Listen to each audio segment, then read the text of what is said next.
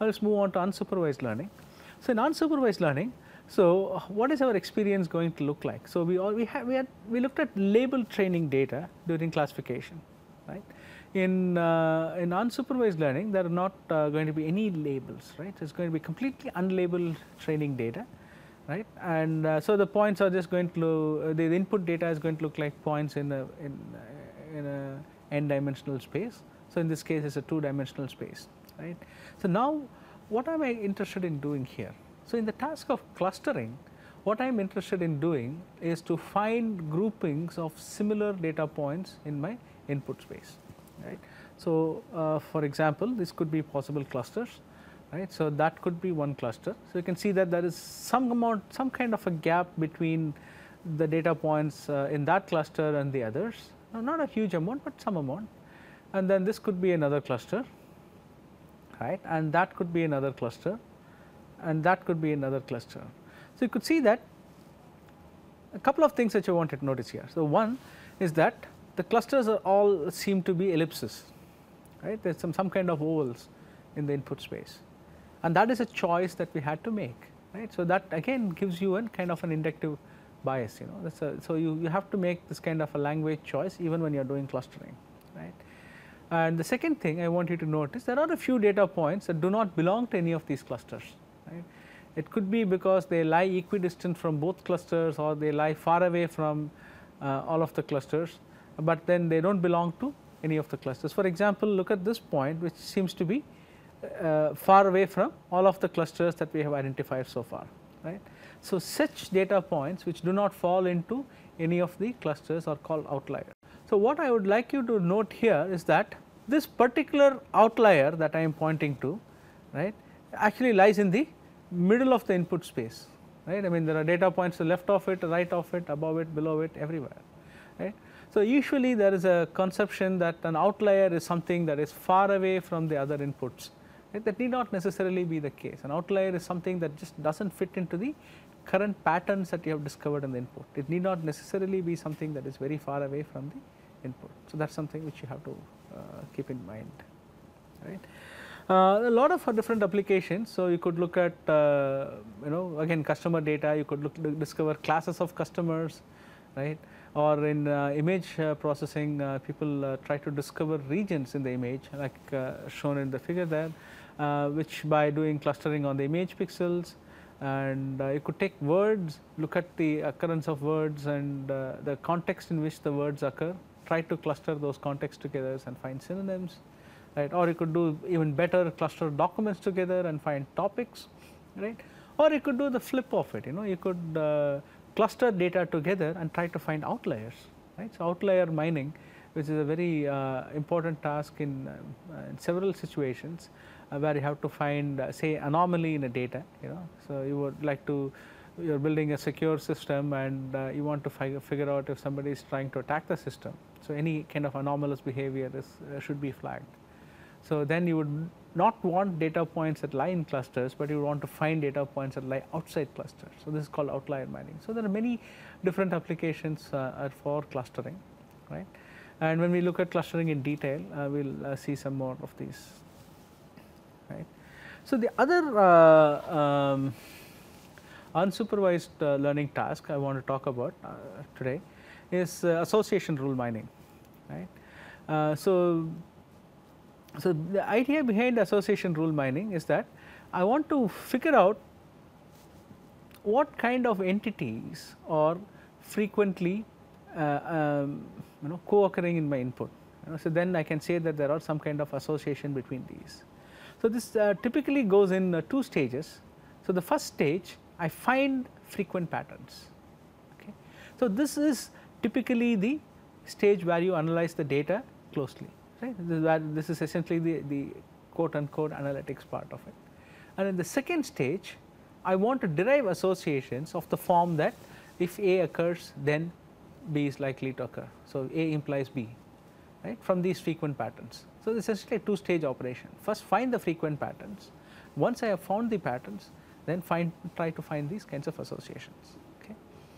So, the more often than not, the challenging part here is finding the patterns, finding the frequent patterns, right. So, once you find the patterns, then deriving associations is not too hard, right, as we will see when we look at association rule mining in detail. But the but the performance measures that you are looking at typically are associated with the association rules. I mean, how useful is this particular association that I have discovered is, right, and more than the frequent pattern part of it, right. So, you could find patterns in sequences, right, you could find like in time series data or in fault analysis, you could find patterns in graphs, you know, where people typically use this in computational biology or social network analysis and other domains, or you could find patterns in transactions, okay, which is essentially the first domain in which people introduce this association rule mining problem. You know.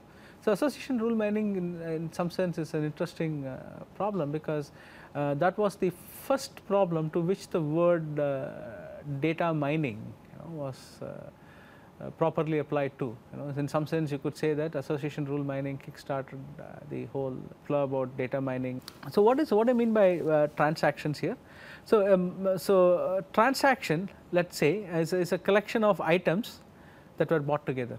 You know, so you could just go to a supermarket and you could buy a set of items, and then so all of the items that go together in the basket that you bring to the checkout, right, would form a transaction. So, this the original form of this problem was posed as a market basket analysis. So, it's essentially what goes into your basket when you do your shopping, right. So, you look at the items that are there in the basket and then try to figure out which are the items that people buy often together, right. So, it could be, they need not be individual items, it could be sets of items, okay. And in this community, these sets of items are called item sets, okay, just as a terminology. So, I will be using item sets frequently when I talk about association rules, right. So, the goal here is to find item sets that are frequent, right. Once you have the set of frequent item sets, then I can go ahead and form rules of the form that item set A implies item set B if both A and A union B are frequent, right. So, A is frequent, right. So, let us say I buy milk, I also buy bread, right. So, if A is frequent and milk and bread, which is essentially if milk is frequent, so a lot of people buy milk and a lot of people buy milk and bread together. So, I could say that milk implies bread, right. So, if you buy milk, you are likely to buy bread. So, this is the whole idea behind mining transaction data. So, a lot of applications here again, but just to highlight a few, it's the first one is market basket analysis. People have actually tried to extend this to a point where they try to look at the arrangement of items in a store based on what is frequently bought together, and people could try to design promotions that take advantage of this kind of market basket analysis, right. And the second thing is looking at predicting co-occurrence, right, and where the things tend to occur together. This is a very generic application, and in the context of graphs, right. So, mining frequently occurring subgraphs in a graph, right, allows us to have a lot of insight into the kind of behavior you would see in biological data and social networks and so on and so forth.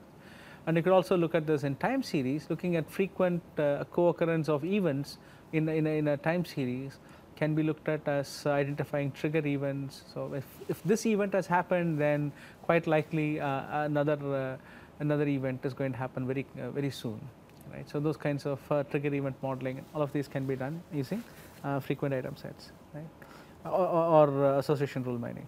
Why have we been looking at machine learning in such detail? So, data analytics, in particular data mining, in my opinion, is machine learning really, but applied to very large data sets, very noisy data sets and very real data sets, okay.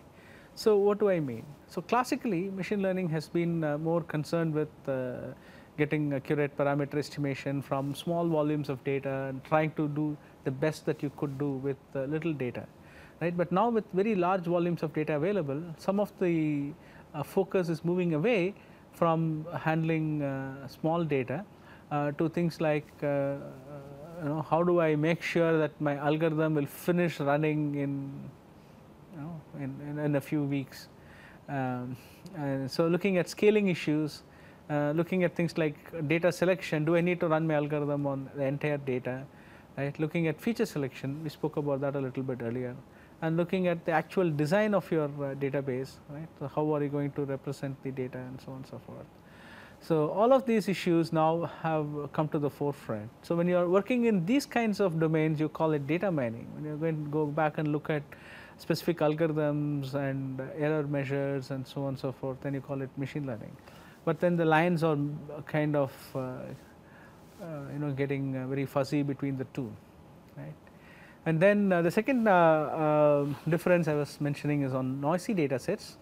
Right. So again, I mentioned a little bit of this earlier. So you have to worry about cleaning the data, right? You have to worry about missing values, and you have to make sure that your algorithm is robust when something goes wrong that you didn't expect earlier. Something goes missing, or some data gets corrupted. You should have some kind of a fail-safe mechanism, right? And the last thing, which is a little more technical, which is that real data, right, typically doesn't satisfy some of the nice theoretical assumptions many of the machine learning algorithms were operating under for several decades, right. So typically the assumption is that the data is independent. So we looked at the training data earlier, right. So the assumption was that each of those points in that age income space was sampled independent of the other, right.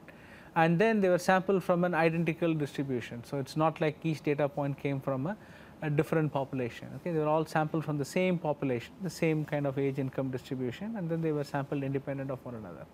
That's not going to be true more often than not, right? Because if your friend goes to a shop and he likes a computer and buys something there, you are likely to go there as well, right? So it's not like the fact that the first guy bought a computer is not influencing whether you are going to visit the shop or not. So this kind of independence assumptions are typically not valid in real data. So we'll have to think about that. And then, so we looked at classification problems, right, where we saw that we had positive and negative classes, like buys a computer, does not buy a computer, and more or less equal, right. I mean, there's about 60-40 split between buying and not buying computers, right. But in reality, it is not so. For example, we take any medical domain, then the fraction of people who are sick is very, very small, right? Thankfully. But still, it's very, very small, and therefore it makes the machine learning problem very hard. So if I tell that everyone who comes to the hospital, or everyone I see in the population at large is healthy, I'll probably be correct with say some 97% accuracy, in which case it's not a bad predictor, but that's useless for us. So we'll have to worry about handling these kinds of class imbalance. So what actually makes sense when the data is so imbalanced, right? And another thing is, in many real world scenarios, like in medical domains and also in security domains, right, you cannot be happy with acceptable levels of performance. They have to be near perfect for you to be able to deploy these things in practice. So this causes a lot of trouble. It's no more the case of being able to do the best effort and get away with it. You really have to be the best. So such issues also are slightly different from what people worried about in machine learning community. The last thing is you have to operate under resource constraints. You want some things to run on your handheld device. Not that that's much of a resource constraint anymore, but it could still be. And I have to work with limited computational power, and you might not have the luxury of all the time in the world to produce an answer. You might have to produce answers in real time. So how do you go about doing that? So there are lots of issues. But at the core of data mining is machine learning. right? So machine learning gives you the kind of algorithms, and the data mining addresses all these issues on top of those algorithms. So that's one of the reasons why we look at machine learning, and we'll continue to do so in the future modules in greater detail. Thank you.